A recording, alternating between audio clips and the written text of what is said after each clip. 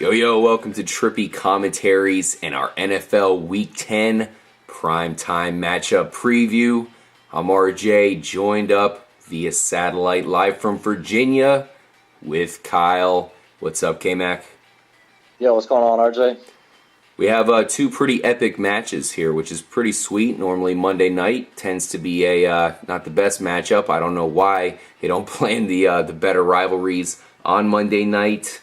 Once again, Carolina versus Philadelphia. It's not exactly the most time-tested of matchups, but hell, definitely going to be a good one. We get to see Mark Sanchez in his debut as the starting quarterback for the Philadelphia Eagles. Before we get to that, let's talk about definitely one of the best rivalries and time-tested rivalries we have going. Still great to this day, Chicago versus Green Bay, and this is a very important matchup.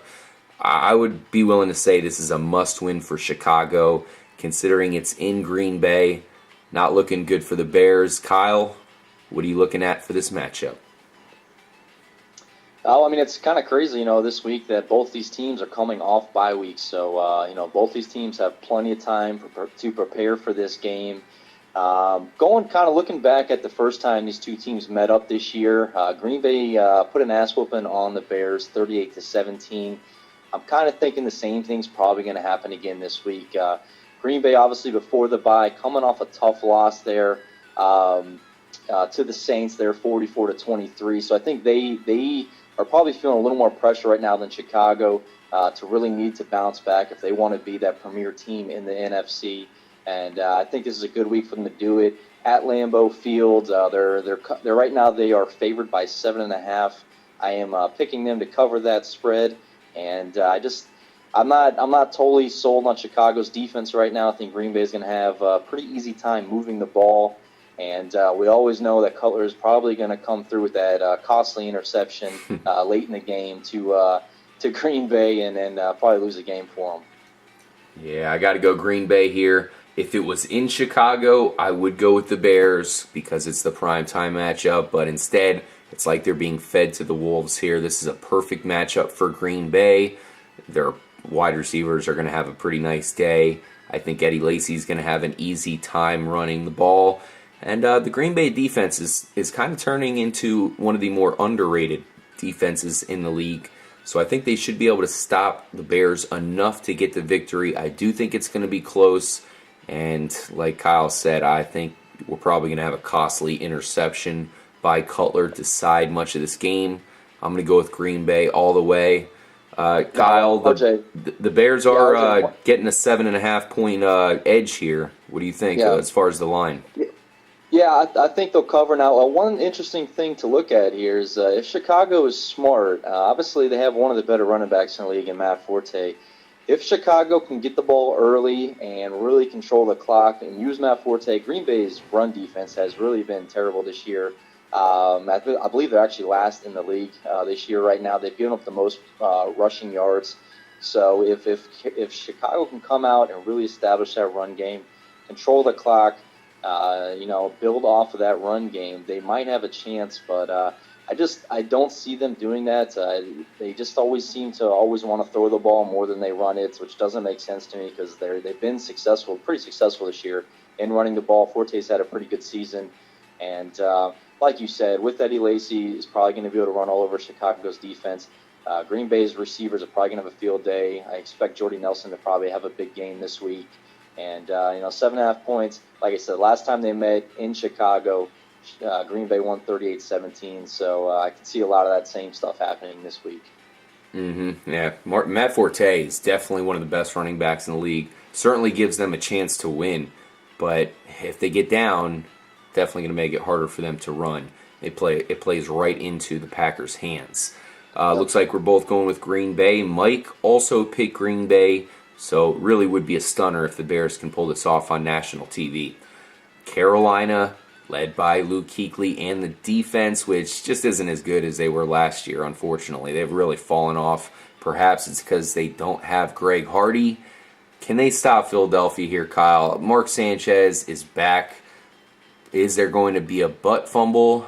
He's got weapons, and these weapons are blowing up in a big way. Yeah, and I mean, Chip Kelly has a lot of confidence in Mark Sanchez. Seems like this whole offense has a lot of confidence in Mark Sanchez, which is somewhat surprising because we've seen some pretty poor play in the past with the Jets with Mark Sanchez, but maybe that was just we can chalk that up to the situation being in New York because no one really has done any better in New York than Mark Sanchez has lately. So we'll see what he can pull off here. My key for this game for Philadelphia, who I am going to pick to win this game, is LaShawn McCoy. Carolina's got the 31st rush defense right now. They cannot stop the run to save their lives. And LaShawn McCoy's been getting better and better as the season goes on. I think they're going to give the ball to him a lot. And Jaron Macklin's one of those guys. I don't know if any defense can stop him right now. And it looks like Sanchez has already been able to kind of connect with him. So I see Philly pulling out this victory and covering the 6-point spread. Quick question for you, Kyle. Of course, for those of you who don't know, K-Mac's a former quarterback, so he really knows a lot about that position and the way they view the field and look at the game. We have Mark Sanchez here, and actually, the main thing is that Nick Foles, apparently, even before getting injured, apparently the Eagles were thinking about making the switch beforehand. So, that's a big story for me heading into this matchup. What do you view here from a Nick Foles perspective? I mean, this is really kind of crazy. I feel like, benching him would have been ridiculous. Now they don't have to make that move because he got injured and he's out. I mean, would you give up on Nick Foles here? Because this could be a franchise quarterback for a team who doesn't have one right now. I wouldn't give up on Nick Foles. I mean, he's got all the intangibles to be a great quarterback in this league. I mean, obviously we saw it last year. He was super efficient last year. Like I said in an earlier video, this year I felt they maybe have tried to put too much on Nick Foles. We kind of saw the run game kind of take a backseat earlier in the season. And I felt they just really put a lot on Nick Foles, and his expectations were set so high because of his success last year. But, looking at it, I can't see them taking a guy and benching him, in the middle of the season.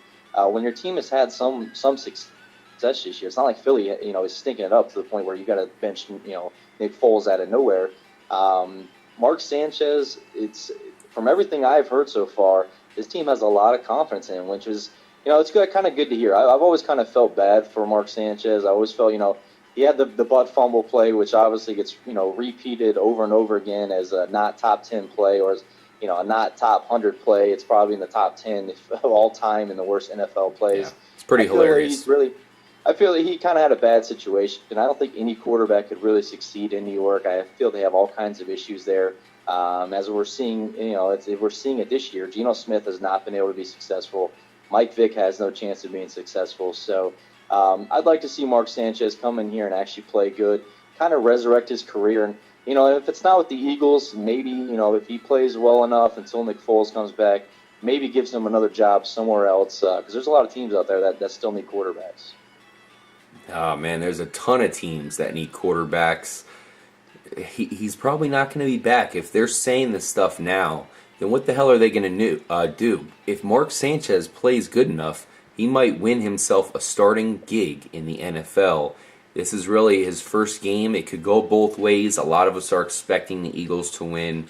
Both of us are picking the Eagles. I think, for me, Kyle, it's just because the Panthers are a shell of themselves. They don't look good at all, and this is going to be, unfortunately, one of the knockout punches for them. Unless they pull off a crazy win, then they're back in the picture.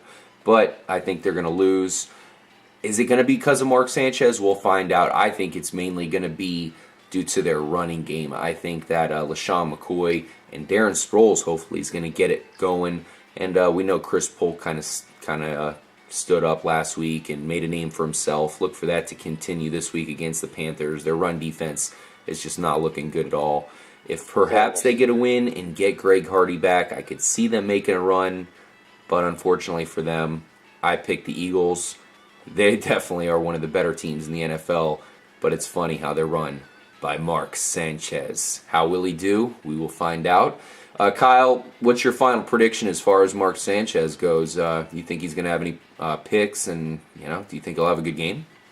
Well, for Mark Sanchez, I hope he does because he is playing in Philly now, and as we know, Philly fans can be quite hard on their quarterbacks when they are not producing. So if Mark Sanchez does not do good in this game, if he doesn't do good going forward here, we could probably see the end of the Mark Sanchez era in the NFL. I think this is kind of his last chance to really resurrect his career. He's got a great opportunity here. He's got a great offensive system that he's going to be running. He's got weapons at home against a bad Carolina defense. It's setting it up perfect for Mark Sanchez to come away with a victory. But as we've seen in the past, sometimes he can let that get to him and ends up coming up with some bad plays and ends up losing it. So be interesting to see what happens here on Monday night in prime time. Hey, he's definitely got it set up. I'm predicting a 2-touchdown, 2-interception game for Sanchez. But like I said, it can go both ways. He could have a decent game led by that running game, which, of course, we're predicting here, Trippy Commentaries. Or he could fumble, throw picks, and have a terrible loss to Carolina at home. If that happens, then we all got Sanchez, for a lack of a better word there. We'll see what happens. That's going to be exciting. In this game? Mike is picking Philadelphia as well, so looks like everybody is picking the Eagles all around. Don't fuck it up, Mark Sanchez. Guys, make sure to enjoy the weekend. Have a great time watching some football. Get some good food, some friends, and definitely enjoy yourselves because it's already week 10. The NFL season is flying by, and lucky for us, there's still a lot to get to. I'm RJ for KMAC. Make sure to stay tuned to our football coverage here at Trippy Commentaries. And as always, stay trippy, guys.